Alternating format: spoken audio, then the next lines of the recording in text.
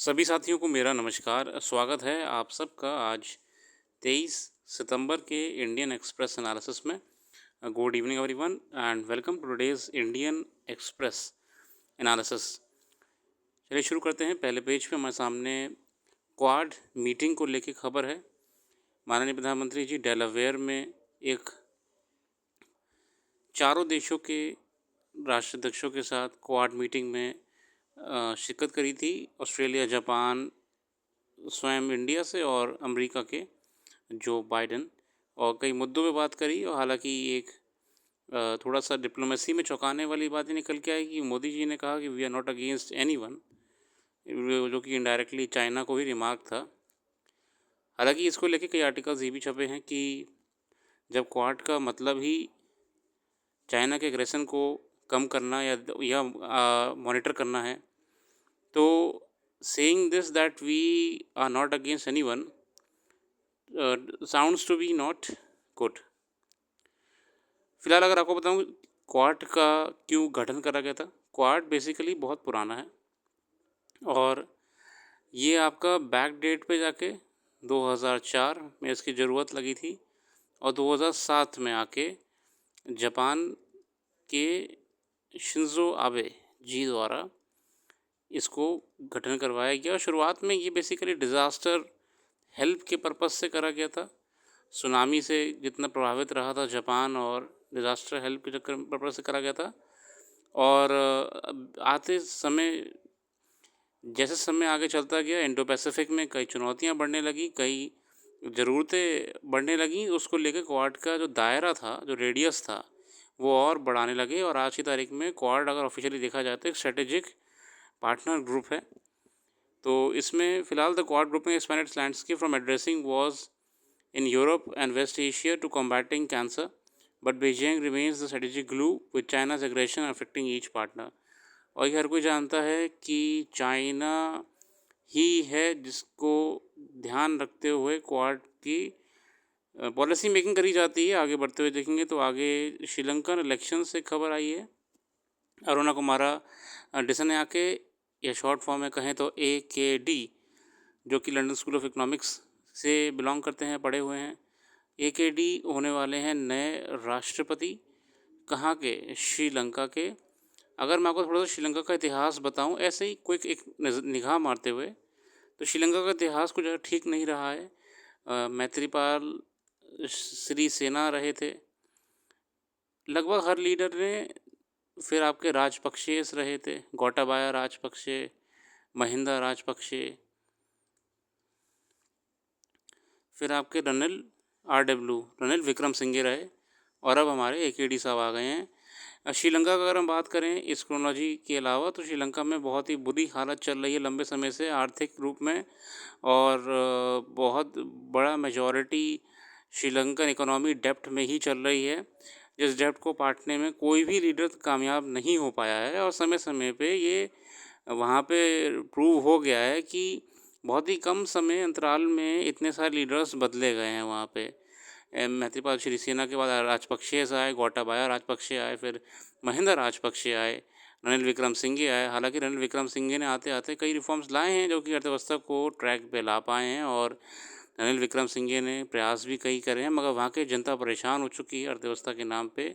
बहुत बुरी हालत है श्रीलंका की। और राजपक्षेस पे तो कई बार आरोप ये भी लगा था कि जहाँ पे अर्थव्यवस्था एकदम डूबती हुई जा रही थी, वहीं पे इनकी सरकार में मंत्रियों की तनख्वाह, मंत्रियों के अलावेंस ऊपर की तरफ जा रहे थे। मतलब हर कोई मौज कर रहा था, मगर जनता दुखी थी। श्रीलंका ओवरऑल बहुत बड़ा इकोनॉमिकल टर्मोइल से गुजर रही है।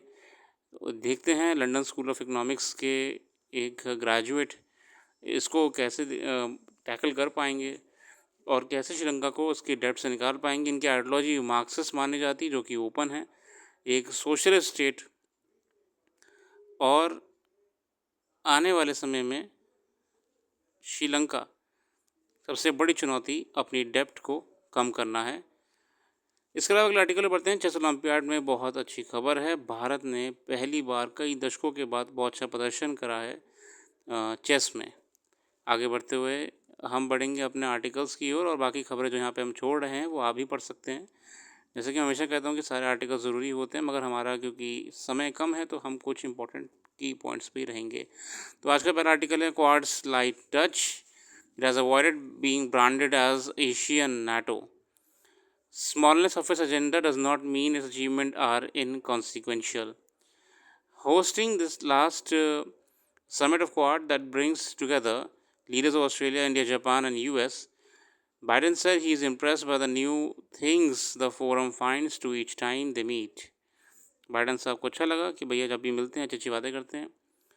आगे बढ़ते हुए डेलावेयर में इसका मीटिंग रखा गया था। डेलावेयर बेसिकली इनका निजी आवास भी है। डेलावेयर में बहुत इतिहास रहा है। जो बाइडन साहब का उनका होम टाउन, इनका घर डेलावेयर में।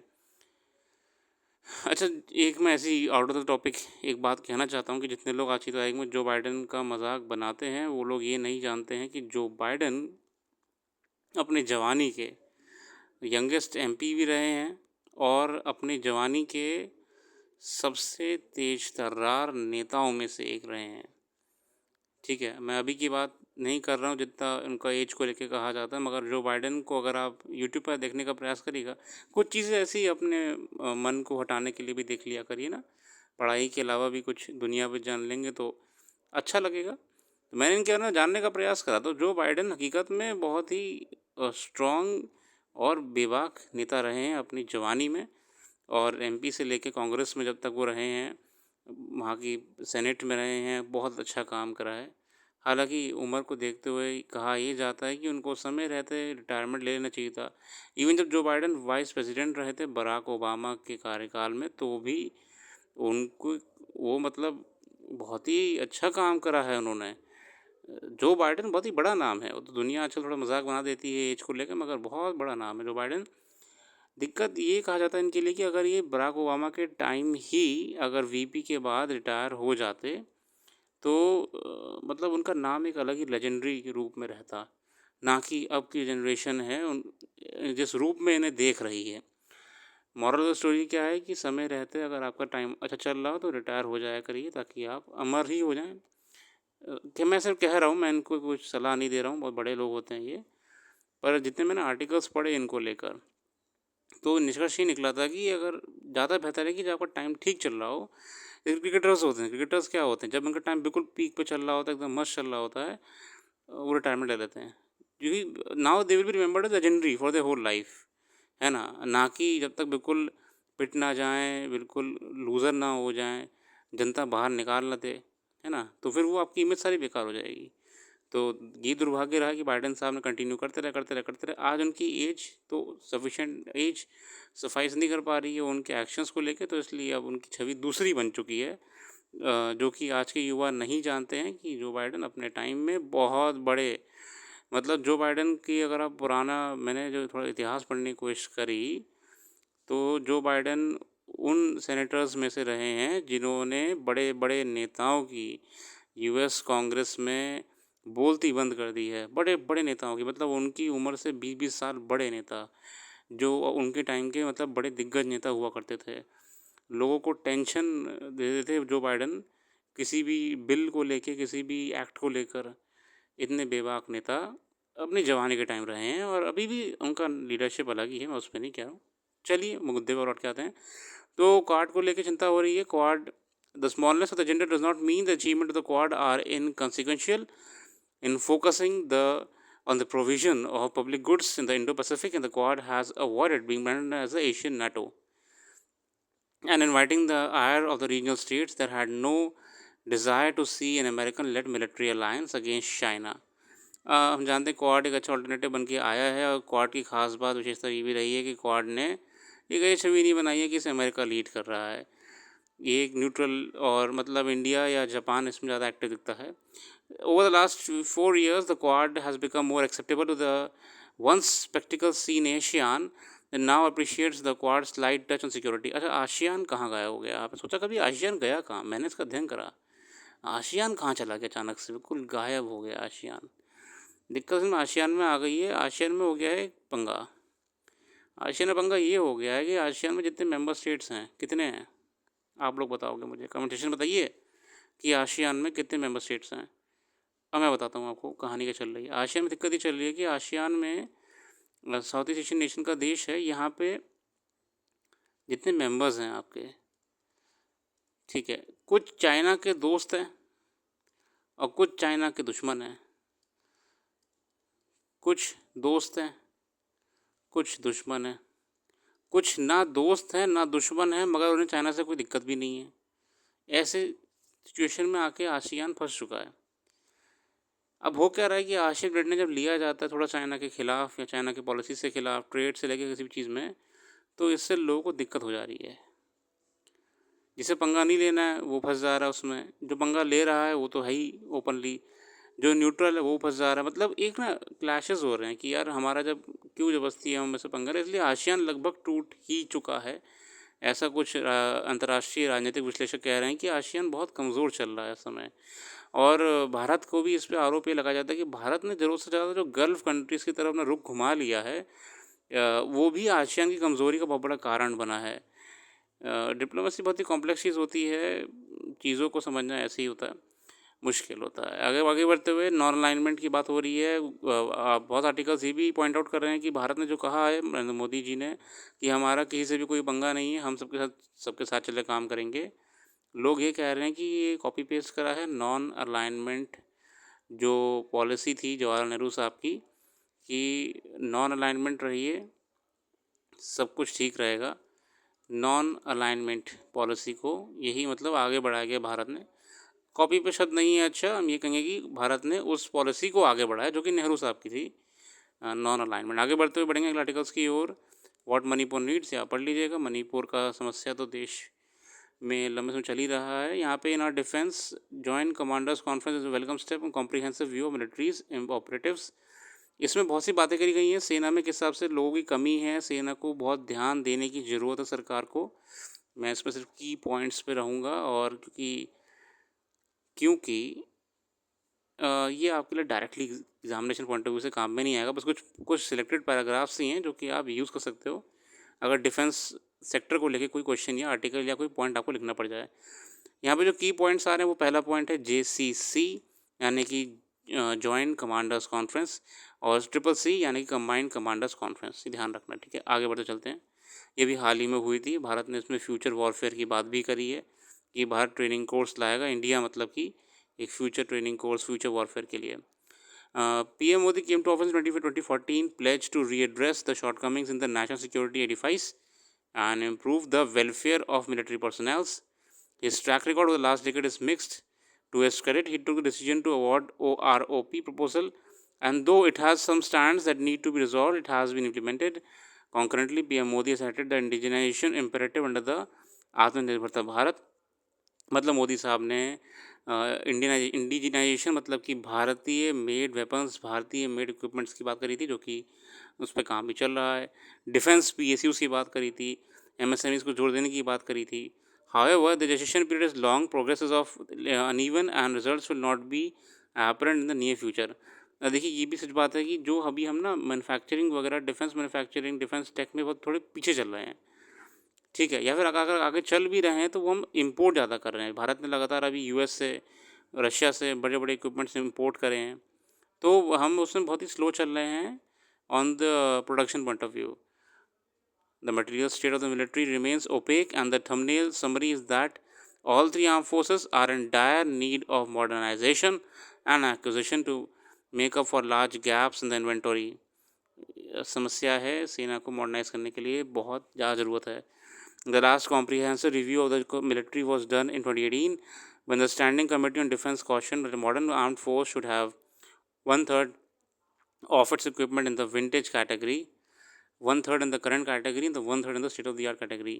तो ये 2018 में एक आपका रिव्यू रिपोर्ट कमेटी रिपोर्ट करी गई थी, उसमें मेंशन करा हुआ था कि भारत को इस समय मॉडर्नाइज फोर्सेस की ज़रूरत है, जिसमें 1/3 पुराने आर्सेनल हो सकते हैं और कुछ और ज़्यादातर नए होने चाहिए जो कि लेटेस्ट टेक्नोलॉजी, लेटेस्ट रिक्वायरमेंट के आपसे बने हों। आगे बढ़ते हुए the navy and air force are also grappling with the shortfall on major platforms. The air force which is authorised 42 fighter squadron is down to 32, while the Navy is operating its aircraft carriers with below optimum fighter aircraft and grappling with other platform deficiencies. Capital expenditure fund is shrinking, for the rupee has declined in value over the last decade. तो कई चुनौतियां हैं defence sector को। Manpower shortage continues to persist and in 2023 the government stated there was an overall deficiency of around 1.55 lakh personnel within the three armed forces, मतलब लगभग 1.55 लाख, देखिए sorry 1.5 lakh लोगों की बहुत बड़ी कमी है और 1,36,000 वैकेंसीज हैं। The hastily implemented Agnipath scheme has aggravated the induction pattern and it's understood that a macro review of the scheme is on the anvil। तो की प्रॉब्लम्स यहाँ पे क्या आ रही हैं कि हमें ज़रूरत है ध्यान देने की ऑन आर्मी मॉडर्नाइजेशन हमें ध्यान देने की ज़रूरत है। मैन पावर को बढ़ाने की हमें ध्यान देने की ज़रूरत है। डिफेंस प्रोडक्शन को घर में ही करने की, इंडिजीनियस करने की, है ना कि हम खर्चा जितना इंपोर्ट में कर रहे हैं वो ना करें। और हमें ध्यान देने की ज़रूरत है कि फ्यूचर रेडी आर्मी की, जिसकी बात राजनाथ सिंह साहब ने भी हाल ही में करी है। उन्होंने कहा है कि हम एक कोर्स लॉन्च करेंगे, मतलब कोर्स आर्मी वालों के लिए करेंगे, फ्यूचर वॉरफेयर का होगा जो, जिसमें मशीन लर्निंग AI वगैरह सब सिखाया जाएगा। These are the requirements of the changing times in front of us. Moving on to the other articles, आगे बढ़ते हुए आर्ट ऑफ मेकिंग पीस पढ़ लीजिएगा चाहे तो। आगे बढ़ते हैं, हम सिर्फ की पॉइंट्स पर रहेंगे, बाकी आपका जो मन करे आप पूरा अखबार पढ़ सकते हैं। अर्थ में once have had a ring comprising asteroid debris. ऐसी रिपोर्टें आती रहती हैं, ऐसी रिपोर्टें जाती रहती हैं, मगर हम फिर भी पढ़ लेते हैं। The rings of Saturn are perhaps the most stunning features of the solar system. Earth may once have boasted something similar. अब ये अचानक सैटर्न कहाँ से आ गया? अभी मैंने कुछ दिनों पहले आर्टिकल कवर करा था, मेरे ख्याल से हफ्ता भर से ऊपर हो गया होगा अब तो। उस आर्टिकल में ये मेंशन करा होता कि हमें शायद सैटर्न की रिंग्स दिखना बंद हो जाएंगी। क्यों? क्या वो गायब हो रही हैं? नहीं, क्योंकि सैटर्न एक सर्टेन टिल्ट पे आ जाएगा, जो उसका नॉर्मल रोटेशन है, एक सर्टेन टिल्ट पे आ जाएगा, जिस एंगल से हमें धरती से वो रिंग्स दिखना बंद हो जाएंगी। हालांकि वैज्ञानिकों ने ये भी कहा है कि समय रहते सैटर्न की रिंग्स नॉर्मली भी ख़त्म हो जाएंगी, जो कि नेचुरल फिनोमेना है, मतलब कई हज़ारों करोड़ों साल बाद। मगर अभी हाल ही में जो कि जल्दी देखने को मिल सकता है, जल्दी भी मतलब यहाँ पे कई हज़ार साल की बात हो रही है, कि सैटर्न एक सर्टेन टिल्ट पे आ जाएगा और टिल्ट पे आने के बाद धरती से हमें सैटर्न की जो रिंग्स हैं वो दिखना बंद हो जाएंगी। अब ये है पुराने आर्टिकल की कहानी, जो पुराने आर्टिकल में मैंने आपको बताया था। अब बात करते हैं यहाँ पे, ये आर्टिकल बता रहा है कि शायद कभी धरती की भी रिंग्स हुआ करती होंगी। The existence of such ring forming around 466 million years ago and persisting for a few tens of million years could explain several puzzles in our planet's past. Asteroid debris. Earth's ring would have been like the rings seen today around Jupiter, Saturn, Neptune, and Uranus. It was formed when an asteroid passed too close to Earth, was stretched by its gravity to the point it broke down into lots of small and large pieces. These pieces jostled around and gradually evolved into a debris-laden ring orbiting Earth's equator. तो ये कहना चाह रहे हैं कि एक बार क्या हुआ होगा कि बहुत बड़ा एस्ट्रॉयड गुजर रहा होगा, एस्ट्रॉयड जैसे ही गुजर रहा होगा तो जैसे ही वो अर्थ के पास में एंटर करा होगा, अर्थ एटमॉस्फेयर वगैरह को, तो हीट एक्सेसिव कंडीशन के कारण टूट गया और वो जो बड़ा सा एस्ट्रॉयड था वो टूट के जो बिखरा, तो शायद ये ही आसपास घूमने लगा होगा, जो कि रिंग लाइक स्ट्रक्चर बना दिया। समझते हुए चलेगा, मतलब ये फिनोमेना समझाने का प्रयास करें, जो कि नेपट्यून वगैरह पे भी देखने को मिलता है। However, over time the material from the ring was pulled towards the gravity, और धीरे धीरे जब वो भी कमज़ोर होता गया होगा, जो पार्टिकल्स वगैरह हैं जो उसके कण रहे होंगे, ठीक है, तो वो कमज़ोर होकर अर्थ की स्ट्रॉन्ग ग्रेविटी पुल के साथ खींचते हुए नीचे की ओर चले गए होंगे, रास्ते में ही झल के भुन के पॉपकॉर्न बन गए होंगे। However, over time the material from the ring was pulled towards the earth once again, courtesy gravity. As always, while most of the smaller pieces would have been burnt up in the planet atmosphere, कुछ ऊपर ही जल गए, कुछ गिर गए, इसीलिए धीरे धीरे शायद वो रिंग्स भी ख़त्म हो गई। a giant parasol, a ring over Earth's equator would have had a profound impact on the planet in more ways than one. Crucially, the axial tilt of Earth relative to the Sun would mean that such a ring would shade winter hemispheres of the planet while slightly increasing solar flux amount of solar energy to reach Earth. तमाम बातें कर रहे हैं, करने दीजिए। और ये और आर्टिकल है मार्क्सिस्ट डिसाने जो कि AKD अभी श्रीलंका में चुने गए हैं। मैंने पढ़ा था ये state of exam point of view के लिए ज़रूरी तो नहीं है, इंटरव्यू पॉइंट ऑफ व्यू के लिए भी ठीक है। लेकिन इंटरव्यू में अक्सर ये क्वेश्चंस पूछ लेते हैं कि अभी हाल ही में चुनाव हुए हैं श्रीलंका में, क्या लगता है आपको वहाँ पे क्या हो रहा है, भारत में से क्या इम्पैक्ट पड़ेगा। ऐसे ऐसे इंटरव्यू क्वेश्चंस में आपको ये आर्टिकल्स बहुत मदद करते हैं। बट अभी अगर आप तुरंत बात करें कि सर हमारा प्रीलिम्स आने वाला है, हमारा मेंस आने वाला है, कि वहाँ पे काम में आएंगे, अभी नहीं आएंगे दिल्ली काम में आपके। अंडरस्टैंडिंग के लिए ज़रूरी होते हैं, मगर अगर आप प्रायोरिटी में रखेंगे तो प्रायोरिटी पे नहीं रखिए इसको आप। आगे बढ़ते हुए pro pharma turn edible oils, Harish Damodaran साहब एक और नए आर्टिकल आए हुए हैं। The last 2 weeks have seen the Narendra Modi-led government take two important decisions to protect the interests of oilseed farmers in India. On September 13, it hiked the basic customs duty (BCD) on imported crude palm, soybean and sunflower oil from 0 to 20%। अभी बीते कुछ सितंबर 13 में ना आपका जो BCD होती है ना, बेसिक कस्टम ड्यूटी, वो क्रूड पाम पे, सोयाबीन पे और सनफ्लावर पे बढ़ा दी थी। ठीक है ना, बढ़ा दी थी, 20% तक ले आए थे। ठीक है, ये भारत ये सब करता रहता है, ज़रूरी है। The effective import duty increase for crude oil is from 5.5% to 27.5%. Okay. On refined oils, which attract only 10% surcharge on the BCD, the increase in effective import duty from 13.75% to 35.75%, मतलब 20% का इजाफा करा है। This is the first time after October 13, 2021 that a BCD has been levied on crude palm, soybean and sunflower oil imports. The effective duty of 27.5% on them is the highest since the 30.95% prevailed in 21 2021 में, जो कि highest पहुंच गई थी 30% पे। उसके बाद अब जाके 2024 में 27.5% पे सनफ्लावर ऑयल इंपोर्ट्स बढ़ा दी है ना। Pro consumer, pro producer, simply put the Modi government has restored the protection of domestic growers. अब इससे फ़ायदा किसको होने वाला है? देखो, ध्यान रखो, इंपोर्ट्स पे बढ़ाई है ना, इंपोर्ट्स पे, मतलब कि दुनिया में जो भी भारत में भेज रहा है, ठीक है ना, अब उससे बेसिक कस्टम ड्यूटी BCD 20% तक बढ़ा दी, जो कि अभी तक मौज में चल रहे थे। ठीक है, तो इसका फ़ायदा किससे होगा? जब बाहर से आना महंगा हो जाएगा तो ऑब्वियस ही बात है, लोकल जो प्लेयर्स होंगे ना अपने, वो लोग सस्ते में बेच पाएंगे, है ना।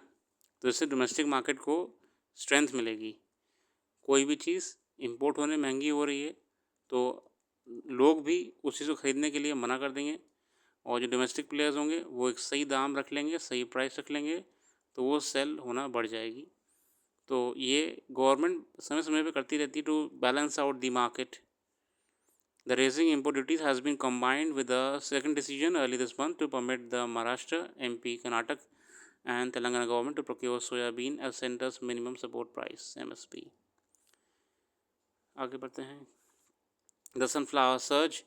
India's edible oil imports hit an all-time high of 16.5 million tons in the year ended October 23. Imports during the first 10 months of the soil year at 13.5 metric ton were 3.6% lower compared to 14 metric ton for November and August 2023.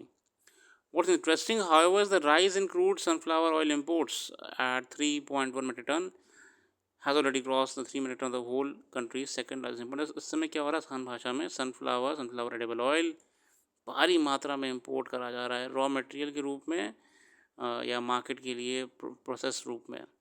In normal years, the palm is cheapest and sunflower the most expensive imported vegetable oil, while the soybean being in between. देखो, palm is cheapest and sunflower the most expensive, सबसे महंगा होता है sunflower वाला आपका, और soybean बीच में ही ऊपर नीचे होता रहता है बस। But a year later, the signing of the UN brokered Black Sea Grain Initiative, Black Sea Grain Initiative की अगर हम बात कर रहे हैं, ब्लैक सी ग्रेन इनिशिएटिव की अगर हम बात कर रहे हैं तो ध्यान रखिएगा यूक्रेन वॉर, रशिया वॉर का भी इसमें बहुत बड़ा वो रहा है योगदान। ये पढ़िएगा आप आज ब्लैक सी इनिशिएटिव में क्या फ़र्क पड़ा यूक्रेन रशिया वॉर से। पूरी सप्लाई चल रही थी, यूक्रेन बहुत बड़ा ट्रेड सप्लायर है दालों का, अनाजों का, पूरे यूरोप से लेके एशिया तक का। ठीक है। Southern states have an estimated 70% share of India sunflower oil market. और जो सदर्न स्टेट्स भारत के हैं ना, वो लगभग 70% कंट्रीब्यूट करते हैं सनफ्लावर ऑयल को लेके। ठीक है ना, ये भी ध्यान रखना। देखो ये सब बातें आपको समझना ज़रूरी है, ये आप नोट डाउन करेगा। ठीक है, यही सब ज़रूरी होता जानना। याद रखिए क्या, सदर्न स्टेट्स 70% कंट्रीब्यूट करते हैं सनफ्लावर ऑयल में।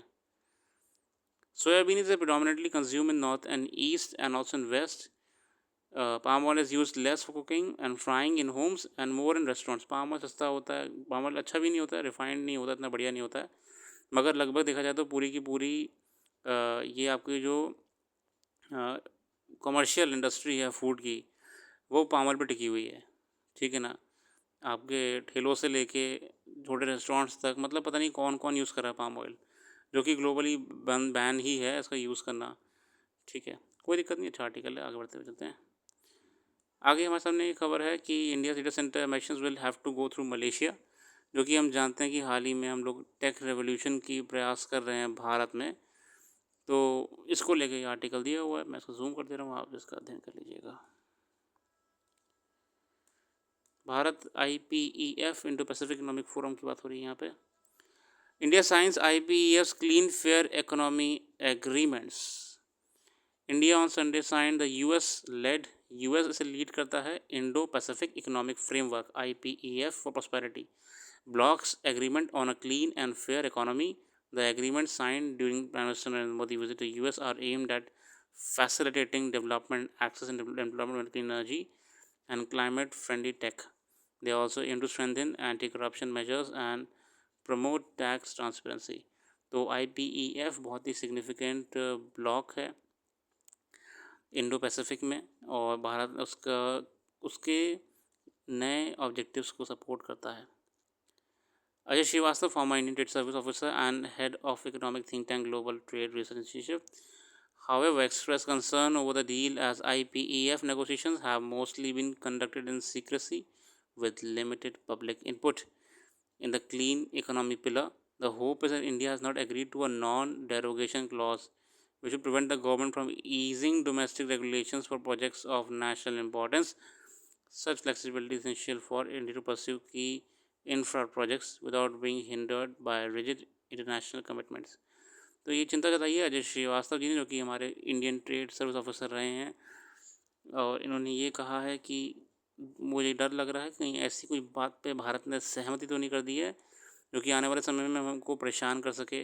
और जनरली IPEF के अंदर करी गई नेगोशिएशन बहुत ही गोपनीय होती हैं, ऐसे पब्लिक फोरम्स में नहीं बताई जाती हैं। और आगे बढ़ते हुए एक बुरी खबर ही कहेंगे, UPI पे भी सरकार बहुत जल्दी फ़ीस लगाने वाली, जिसका विरोध करते हुए ये कहा जा रहा है कुछ स्टडीज़ और सर्वेस के अनुसार कि अगर ऐसा हो गया कि ट्रांजैक्शन फ़ीस भी लगाना शुरू हो जाए UPI पे, तो लगभग 75% लोग UPI का इस्तेमाल करना छोड़ देंगे और सिर्फ 22% लोग कन्वीनियंस के नाम पे UPI का इस्तेमाल करेंगे। हम इससे ज़्यादा नहीं जाते हुए आज के लिए अपनी वाणी को विराम देते हैं। कल फिर आएंगे नई वीडियो के साथ। अगर आपको वीडियो अच्छी आई तो वेबसाइट पर जरूर विजिट करिएगा, और करंट अफेयर्स डिटेल में हमने वहाँ पे कवर करी हुई है, देख लीजिए जाके, कुछ और नया ऐड हो जाएगा आपकी नॉलेज में। वेबसाइट का लिंक डिस्क्रिप्शन में मौजूद है। Thanks for giving a precious time and have a very very very nice day.